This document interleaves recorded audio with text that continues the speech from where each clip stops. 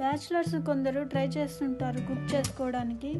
అలాంటి వాళ్ళు మీ దగ్గర ఇలా స్టవ్, కుక్కర్ ఉంది, స్మాల్ కిచెన్ ఉండే అవకాశం ఉంటే ఒకసారి ట్రై చేయండి. ఇలా వెజిటబుల్స్ని కట్ చేసి పెట్టుకోవాలి.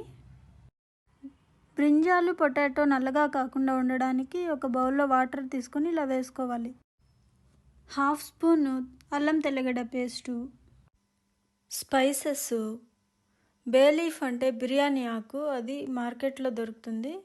ఇవన్నీ ఆల్ ఇన్ వన్ దొరుకుతాయండి. పుదీనా కొంచెం కట్ చేసి పెట్టుకోవాలి. ఇలా ఒక గ్లాసు రైస్కి 4 spoons curds, garam masala, jeera powder కొంచెము, కొద్దిగా dhania powder, 1/2 spoon red chilli powder మరియు 1/2 స్పూన్ సాల్ట్. మీకు ఈ పౌడర్స్ అన్నీ మిక్స్ చేసుకోవడం కష్టం అనిపిస్తే ఇలా మార్కెట్లో దొరుకుతాయి బిర్యానీ మసాలా ప్యాకెట్స్. ఇది 2 స్పూన్స్ వేసి టేస్ట్ చూడాల్సి ఉంటుంది, అది మళ్ళీ చెప్తాను నేను. తరువాత నేను ముందుగా ఒక గ్లాస్ చూపించాను కదా, ఆ గ్లాస్తో 1 బియ్యం తీసుకొని ఇలా బాగా ట్యాప్ వాటర్తో కడిగి, తర్వాత కొద్దిగా నీరు అలాగే ఉంచి పక్కన పెట్టుకోవాలి. అదే గ్లాస్తో ఇంకొక బౌల్లో 2/4 వాటర్ ఇలా చూపించిన విధంగా తీసుకోవాలి. బాస్మతి రైస్కి అయితే 1/4 వాటరు తీసుకోవాలి. ఇప్పుడు బాగా క్లీన్గా ఉన్నటువంటి ఒక కుక్కర్ తీసుకోవాలి.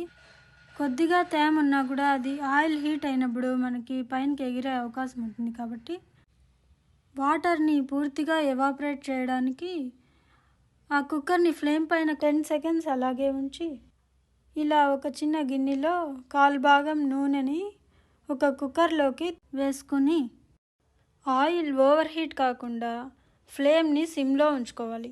తర్వాత ఫస్ట్ ఆనియన్ వేసుకొని ఫ్లిప్పర్తో స్ప్రెడ్ చేసుకుంటూ అల్లం తెల్లగడ్డ పేస్టు, స్పైసెస్, తర్వాత పచ్చిమిరపకాయలు వేసుకోవాలి. ఎందుకంటే డీప్ హీటెడ్ ఆయిల్లోకి పచ్చిమిరపకాయలని డైరెక్ట్గా వేయడం వల్ల ఆ విత్తనాలు ఎగిరే ఛాన్సెస్ ఉంటుంది. కాబట్టి మీరు స్టార్టింగ్ ఆనియన్ వేసినప్పుడు కూడా అంతే, మీ హ్యాండ్స్ డ్రైగా ఉండేట్టుగా చూసుకోండి.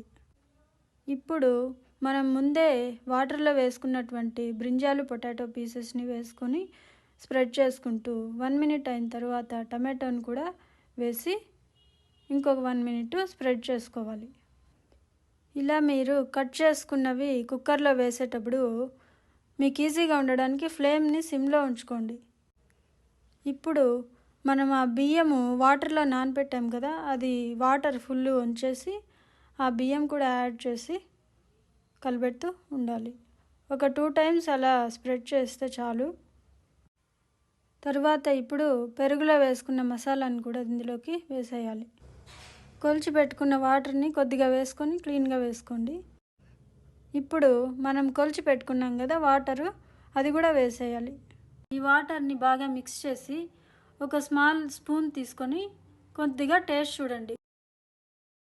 మీ టేస్ట్కి తగినట్లు సాల్ట్ కానీ రెడ్ చిల్లీ పౌడర్ కానీ వేసుకోవచ్చు. మీరు బిర్యానీ మసాలా పౌడర్ వాడాలనుకుంటే పెరుగులోకి biryani masala powder 2 to 3 spoons వేసుకోండి. సాల్ట్ కూడా అందులోనే ఉంటుంది కాబట్టి మీరు ఒకసారి టేస్ట్ చూసుకోండి. తరువాత రబ్బర్ వేసుకొని ఇలా పెట్టేటప్పుడు లాక్ సిస్టమ్ కరెక్ట్గా ఉండేట్టుగా చూసుకోండి. విజిల్ పెట్టేసి ఫ్లేమ్ మీడియం కన్నా కొంచెం ఎక్కువగా ఉండేట్టుగా పెట్టుకోండి. ఇప్పుడు 10 మినిట్స్ లోపల 2 విజిల్స్ వచ్చేసిందండి. ఇలా 2 విజిల్స్ లేక 15 మినిట్స్ టైం చూసుకొని ఆఫ్ చేసుకోవాలి. ఇప్పుడు వెంటనే మూతని ఓపెన్ చేయకూడదు. 10 మినిట్స్ తర్వాత చూసారు కదా, ఇది ఇలా కిందికి డౌన్కి వచ్చేసింది. ఇప్పుడు ఈ కుక్కర్ ఓపెన్ చేయొచ్చు. ఇప్పుడు మీరు దీనికి రైతా కానీ పెరుగులో సాల్ట్ వేసుకొని కూడా తినేయచ్చు. గుమగుమలాడే బిర్యానీ